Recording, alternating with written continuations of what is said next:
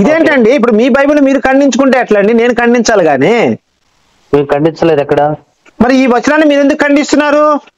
మీరు ద్వితీయోపదేశం 22-21 వారు తన ఇంటి చిన్నదాన్ని తీసుకురావాలని అప్పుడు ఆ ఊరి వాడు ఆమె రాళ్లతో చావగొట్టవాళ్ళను. మరి ఇప్పుడు ఆయన అందుకే అవమానపరచనొల్లక అనే పదం వాడాడు ఇక్కడ. ఆ పదం ఎందుకు వాడితే ఫస్ట్ నైట్ రక్తం రాలేదు కంటే అవమానపరచగలనే పదం వాడాడు అక్కడ. యేసేపు రక్తం రాలేదనే కాన్సెప్ట్ కాదు అక్కడ, ఆమె కడుపు వచ్చిందని తెలియటం వల్ల ఇష్టం లేక. ఇప్పుడు ఆమె కడుపు వచ్చి ఆయనకి చెప్పలేదు అంతేనా? అంతే అంతే కదా. మరి ఆమె చెప్పకుండా మరి ఆమె పెళ్లి చేసుకున్నప్పుడు మోసం చేసినట్టే కదా. మరి భర్త పెళ్లి అయిపోయిన తర్వాత పెళ్లి అవ్వక నేను అదే సార్ చెప్తుంది. పెళ్లి అయ్యేటప్పుడే అయ్యా నేను గర్భవతి, నా పరిశుద్ధాత్మ గర్భం చేసిన ఒక మాట చెప్తే ఆయనకి ఇష్టమైతే పెళ్లి చేసుకున్నాడు, లేకపోతే లేదండి. మరి ఇక్కడ ఆయనకు ఎందుకు అవమానపరచగలను ఎందుకని ఆ పదం వాడాడు? ఒకటి అది మరి తప్పే కదా సార్. ఇప్పుడు మీరున్నారు, నేనున్నానండి, నాకు ఇంకా పెళ్లి కాలేదు, అయిపోయింది, దాని గురించి వదిలేసాను. ఎందుకు ఏమైపోయింది? ఆమె తప్పు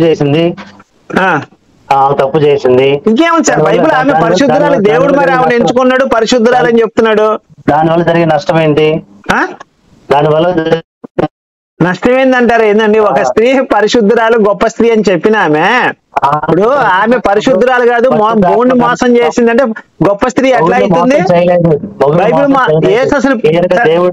దేవుడు ఆమెకు అవకాశం ఇవ్వలేదు. ఎందుకని? నేను చూసుకుంటానమ్మా, నేను చెప్తాను, నేను ఆయనకి విశదీకరిస్తాను అని ఆమెకు భరోసా ఇచ్చాడు. అందువల్ల లేదు, ఇక్కడ దీనికి ఆన్సర్ లేదులేండి మీ దగ్గర. సరే ఇంకొక ప్రశ్న అడుగుతాను సార్. ఇప్పుడు దావీదు వంశంలో నీటి చిగురు పుట్టుని ఏదో రాశారు పాత నిబంధనలో, అవునా?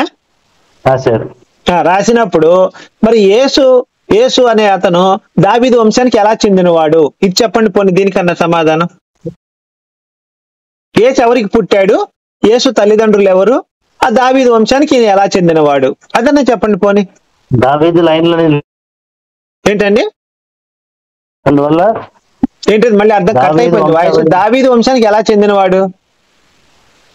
దావీదు వంశం నుంచి వచ్చాడు కదా. ఎవరండి? యేసు ప్రభు వారు ఆయన వంశంలో పుట్టారు కదా.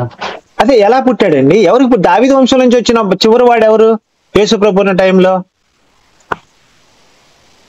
ఇప్పుడు యేసేపు దావీదు వంశం నుంచి వచ్చిన అతనే కదా. అవునండి, యేసేపు దావీదు వంశం నుంచి నేను ఒప్పుకుంటాను. దానికి బైబిల్ కూడా అదే చెప్తుంది. మత్తయి సువార్త 1వ అధ్యాయము 18వ వచనంలో 1 నుంచి 18 వచనాల్లో ఉంటుంది. ఓకే, దాంట్లో నాకేం డౌట్ లేదు. ఇప్పుడు యేసు ప్రభు దావీదు వంశానికి ఎలా చెందినవాడు? ఫుల్ వీడియో కావాలంటే ఇక్కడ రౌండప్ చేశాను చూడండి.